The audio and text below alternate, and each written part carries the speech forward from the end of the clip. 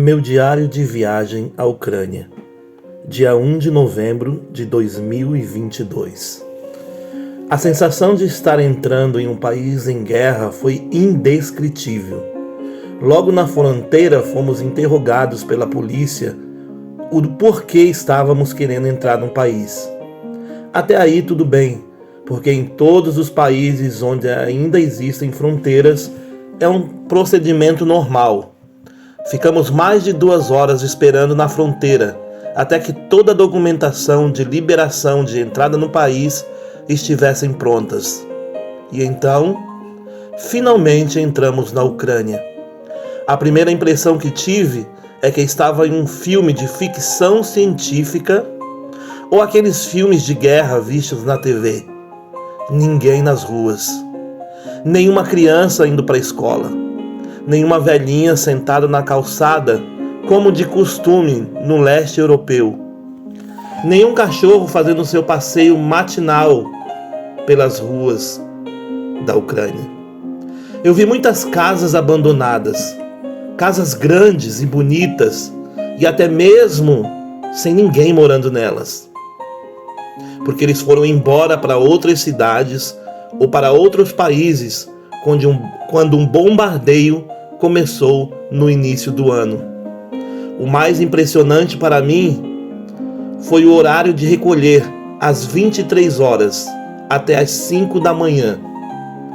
Nesse horário não poderíamos andar nas ruas e aonde estivéssemos teríamos que entrar em alguma casa e esperarmos até o amanhecer. E nos avisaram que durante a noite as sirenes poderiam ser acionadas por causa de possíveis ataques do exército inimigo. Estávamos tão cansados que não ouvimos as sirenes tocarem naquela noite. Mas quando estávamos voltando para a Romênia, estávamos no carro, passando por um vilarejo, e as sirenes começaram a tocar, nos avisando possíveis ataques do inimigo. Claro que nesse momento nosso coração dispara. Graças a Deus saímos do local onde a sirene tocou sem sermos ou sem vermos nenhum problema.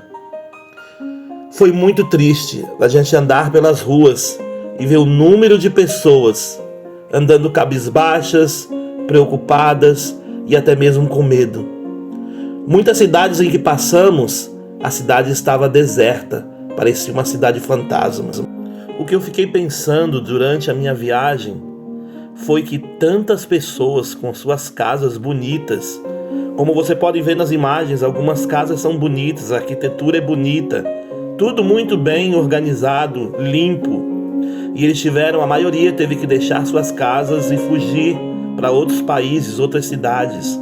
Essas cidades que você está vendo, por exemplo, são cidades que não foram atacadas pela Rússia. E as pessoas ainda têm esperanças de continuarem a viver nelas. Nós passamos por várias cidades assim. Cidades onde as construções são tão bonitas, mas as ruas estão praticamente vazias. Parecem cidades fantasmas. As pessoas já não andam na rua e quando se vê na rua, a maioria das pessoas são mulheres.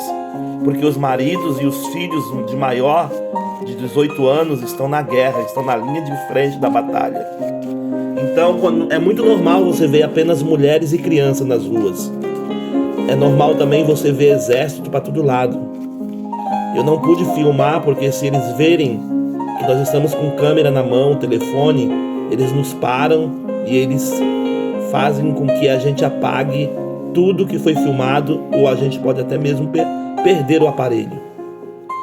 A situação é muito difícil, muito difícil. Eu tive a impressão de estar numa cidade fantasma ou num lugar totalmente abandonado pelo mundo.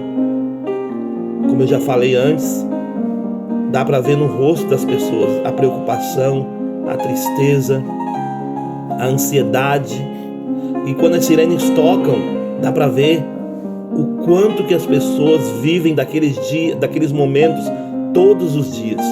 Eu vivi isso apenas nos dias que estive lá. O coração disparando por causa de uma sirene. Quando a sirene dispara, é porque o exército inimigo está atacando algumas regiões. E foi exatamente isso que aconteceu quando estávamos lá. Mas estivemos pouquíssimos dias lá, apenas 3 dias. E eles vivem lá todos os dias. Todos os dias eles passam por isso, em vários momentos do dia, até mesmo à noite.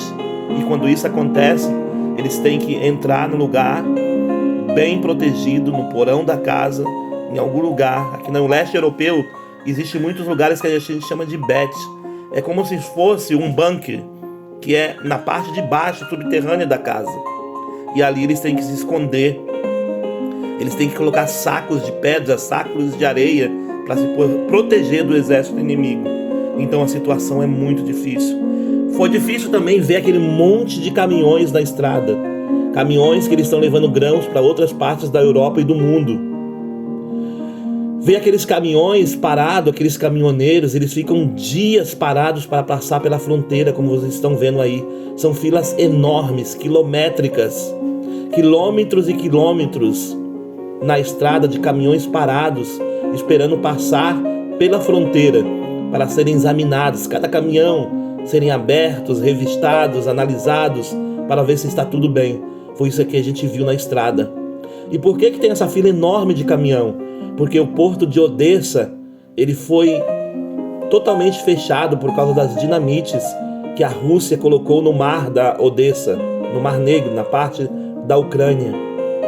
Então os navios não poderiam mais navegar naquela região. E por eles não poderem mais navegar naquela região, só ficou existindo um porto.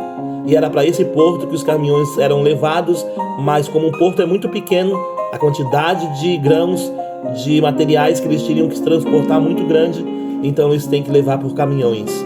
E nesses caminhões, eles ficam na estrada vários dias. Tem que comer o que eles puderem comer, o que eles conseguirem comer, banho, só se eles estiverem perto de alguma cidade. Necessidades físicas é no mato e a situação é muito difícil. Então tudo isso eu vi nessa minha viagem para a Ucrânia.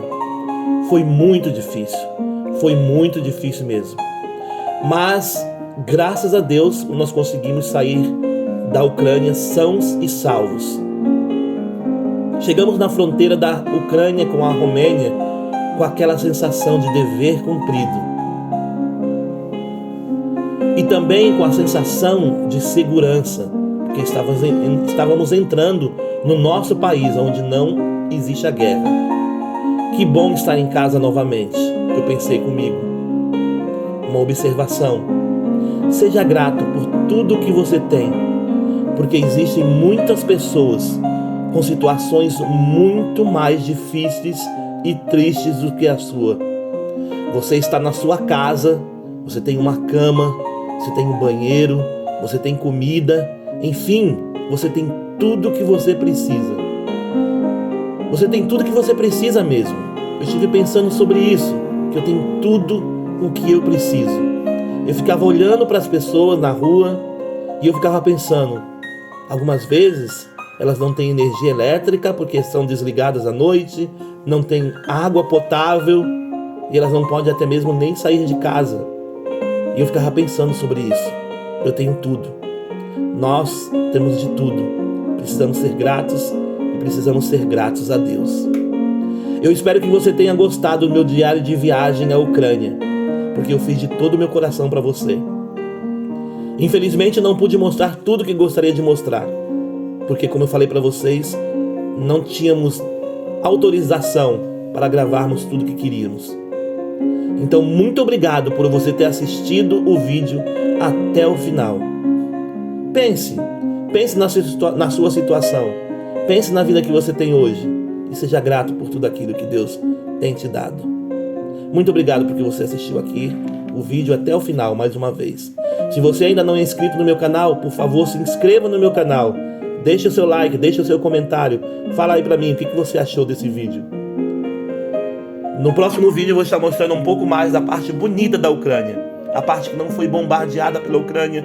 Lugares muito bonitos e casas muito bonitas para você estar conhecendo um pouco desse país maravilhoso de pessoas maravilhosas. Até logo. Grande abraço e tchau, tchau.